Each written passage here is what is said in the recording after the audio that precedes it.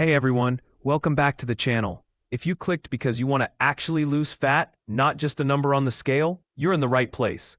In the next 15 minutes, I'm going to walk you through the science, the daily habits, and the exact steps you can take starting today to burn body fat while keeping muscle, energy, and sanity.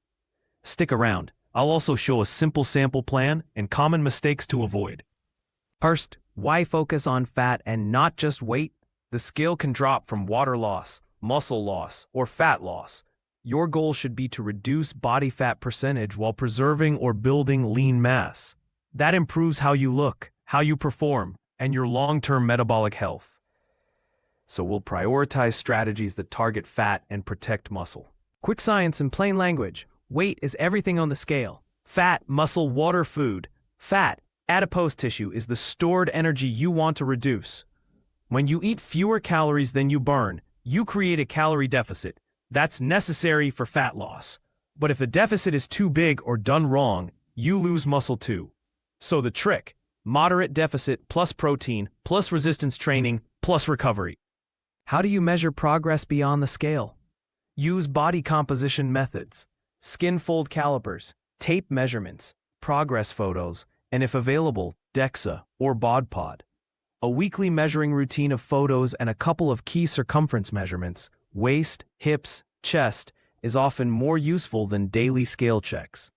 Take measurements at the same time of day and under similar conditions. Calories are king for fat loss. You must be in a deficit, but macros determine how your body responds. Aim for a moderate calorie deficit, about 10 to 25% below maintenance. Prioritize protein.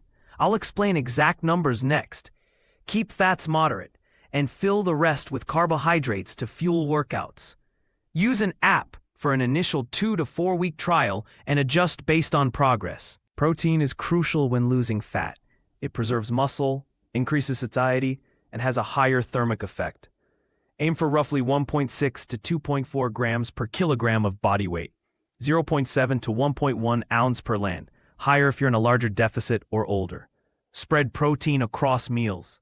Include a protein source at each meal, and consider whey or other high-quality proteins post-workout. To keep muscle, lift heavy things. Resistance training is non-negotiable. Focus on compound lifts like squats, deadlifts, presses, rows, and pull-ups. Train 3 to 5 times per week with progressive overload. Increase weight, reps, or sets over time.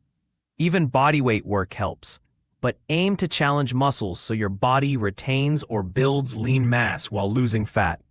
Cardio helps increase calorie burn and cardiovascular fitness, but it's a tool, not the whole strategy.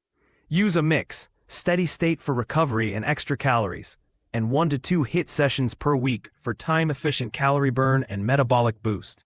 Don't overdo cardio to the point it eats into recovery or muscle. Walk more. NEAT, non-exercise activity thermogenesis, is underrated and easy to increase. Practical nutrition strategies. 1. Eat protein first in meals. 2. Fill half your plate with vegetables for volume and fiber. 3. Choose whole foods for satiety and micronutrients. 4. Plan meals around workouts, carbs before and after. And 5. Allow occasional flexible treats so you can sustain the plan. Track for a few weeks, then loosen monitoring once you know portion sizes. Small daily habits compound. Increase NEAT by walking more, taking stairs, standing desks, and short movement breaks. Hydrate well. Thirst can be mistaken for hunger. Time your busiest calorie-dense meals around social events if needed. And log 1 to 3 non-negotiable movement sessions per day, even if it's a 15-minute walk after dinner. Sleep and stress drastically affect fat loss. Poor sleep increases hunger hormones, lowers recovery, and can stall progress. Aim for 7 to 9 hours of quality sleep and use stress reduction tools like breathing, short walks, or mindfulness. If you're chronically stressed, prioritize recovery, even if that means backing off training intensity temporarily. Set realistic timelines. Aim for 0.5 to 1% body weight loss per week for sustainable fat loss. Faster can work short-term but risks muscle loss. Use a 4 to 6 week cycle. Set calorie targets, train consistently, and evaluate progress with photos and measurements. If progress stalls, tweak calories or training. Avoid panicking and making extreme changes too quickly.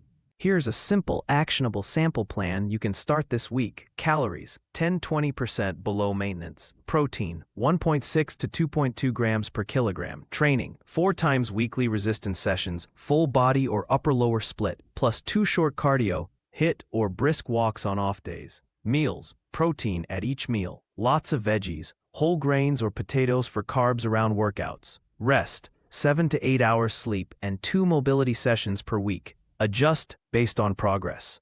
Common mistakes to avoid. 1. Crash dieting that causes huge muscle loss. 2. Ignoring protein and resistance training. 3.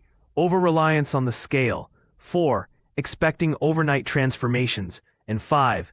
Comparing your progress to influencers with different starting points. Be patient, consistent, and adjust logically. All right, recap. Focus on a moderate calorie deficit. Prioritize protein and resistance training. Use cardio and NEAT intelligently. Sleep and manage stress. And track with photos and measurements. If you want the downloadable 1-week meal and workout plan I mentioned, hit the link in the description, subscribe, and drop a comment with your biggest fat loss struggle. I'll read them and make follow-up videos. Smash that like button if this helped. And I'll see you in the next one.